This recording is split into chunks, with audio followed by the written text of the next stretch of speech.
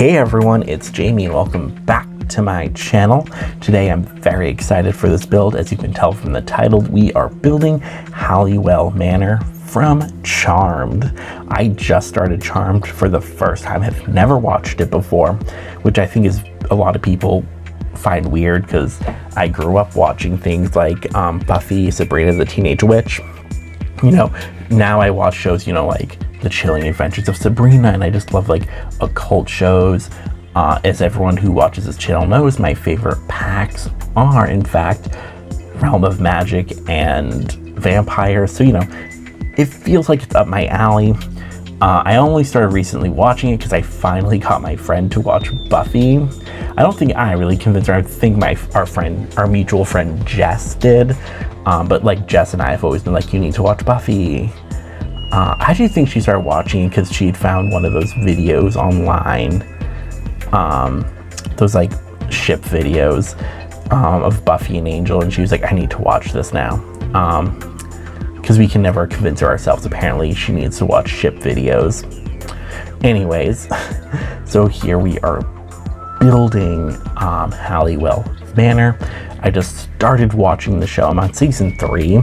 I've been zooming through it, especially since I found a way to get Netflix on my TV, which I never used my TV before this, so now I can actually use it. So I just put it on, and then I'll just go and do sim builds, and like I'll just get distracted. I'm like, oh my god, what's happening? What's Phoebe doing? Piper, don't do that. Oh my god, someone stop Prue. I'm so invested. It is so good. I'm a little upset, like I just started watching it, and I'm on season 3, and my friend Jen says she doesn't like it past season 3, so I'm a little worried about what's gonna happen. So hopefully, it's still good, but I'm a little worried that something drastic is gonna happen.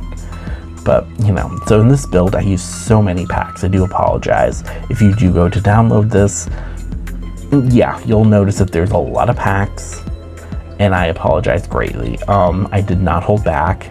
I was like, the Halliwell sisters, they deserve the best. And I really went all out for them. Here in the house itself, I tried to do my best to match it to the actual home because they actually did film the show on location. Some parts of it were done on a set, like all this attic, the scenes in the attic. Those are all done on set. None of those were done they were in a studio set, and they weren't done on site because I don't think the attic is big enough. So the attic is completely made up. And then all the floor plans I found have this weird extension on the back, but I couldn't find it on any pictures or when I looked at like aerial shots of the home. So I just didn't add it. Here I just deleted this part that I was trying to figure out how to do the, I forget what it's called. It's like, the astronomy room, I think it was called. I don't know, very strange room. It's just like a 4 seasons kind of room, or 3 seasons room, where there's like a bunch of windows and you put some chairs out. And this one I kind of made it into kind of like a inside garden area. I have a bunch of planters in there, and once we get our new stuff pack, I'm gonna fill it with a bunch of hanging plants as well. Oh, I'm so excited for nifty knitting. I'm gonna be putting there's so many good items, it looks like, in it, and it's gonna be so fun. I know some people are like, who voted for this? And I will be honest, knitting was not my original one. I originally wanted the spooky one, and I wanted some kind of pack with a fortune telling career. Sadly, we didn't get that. Hopefully in a game pack, some kind of like spooky, scary stuff game pack one where we can get like ghost hunting and what else, fortune telling. And that one I feel like could be a good pack to put in kind of like the leftover occults that don't really warrant their own packs, like for example, genies. I don't think they really warrant their own pack, or fairies. And I know some people who love The Sims 3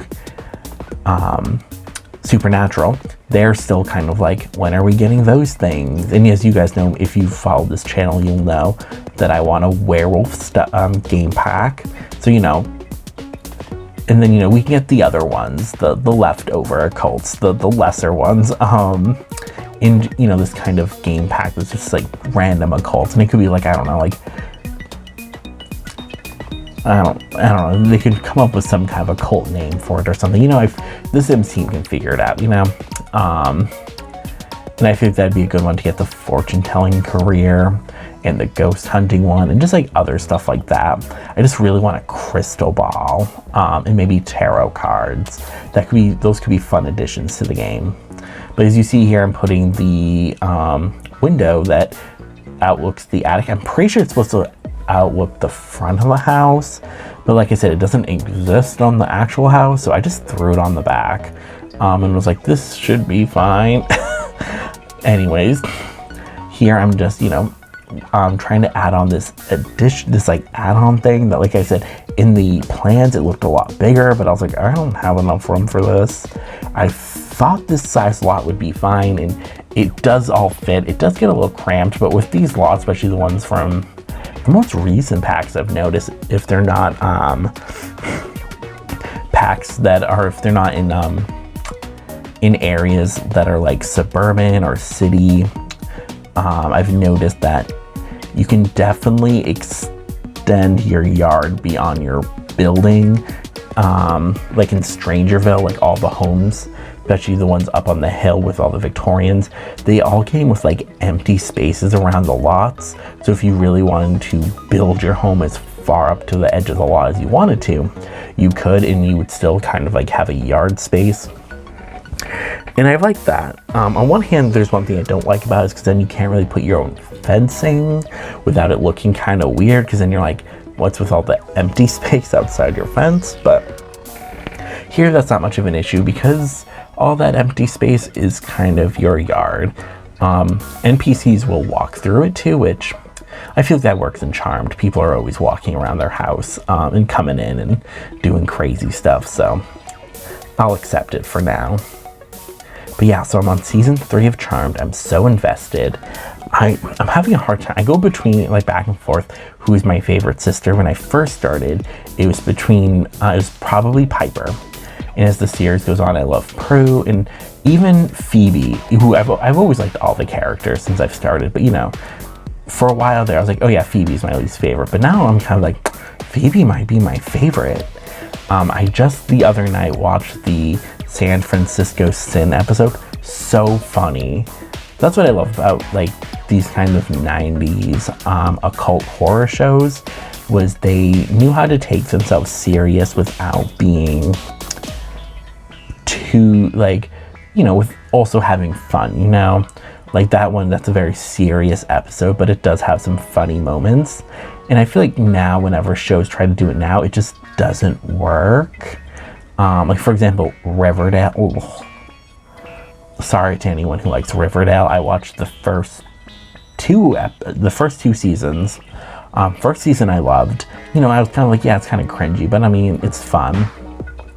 And then I watched the second season, and I was like, okay, yeah, this ain't good. And then I was like, okay, but maybe season 3 will be good. And I got like maybe 4 episodes in, and I was like, yeah, I'm done. This isn't good. R.I.P. Riverdale. And I'll even admit, the first season, which I do like, it's not like peak television. But Chilling Adventures of Sabrina is also getting like that. It's season 3 I haven't finished season 3 yet, because it's kind of painful. And now they just announced that there's going to be one last season, and then it's canceled. And I'm like, okay, well now I'm upset, because I was really hoping we'd have a few more seasons and they could redeem themselves, but oh well. Anyway, so we're talking about Charmed. I know there's a Charmed reboot. Have not watched it. I don't know if I will. I'm one of those people where I don't mind reboots being made, but that doesn't mean I'm going to watch them or be invested in all of them. Especially like if they did a Buffy the Vampire reboot, I probably wouldn't watch it. And for all I know, it could be amazing. But you know, just because I have such an attachment to the original one, I'd just be like, yeah, I couldn't. It's kind of like how there's also a Buffy the Vampire Slayer movie that's also by Joss Whedon. and it's from the 90s, and it is so like 1992 vibes. And it's kind of fun, but it's not that great. And some people, that's like their Buffy because it came out before the show, but Joss Whedon hated it, so he was like, yeah, no, I'm doing a show. But yeah, I'm like, I watched that, I'm like, this isn't my Buffy. Anyways, I'm gonna wrap up my voiceover around here. I hope you like this. You can download it off the gallery. Make sure to check out some of my other builds there and on here on YouTube. Thank you so much for checking out this video, and I'll see you in the next one.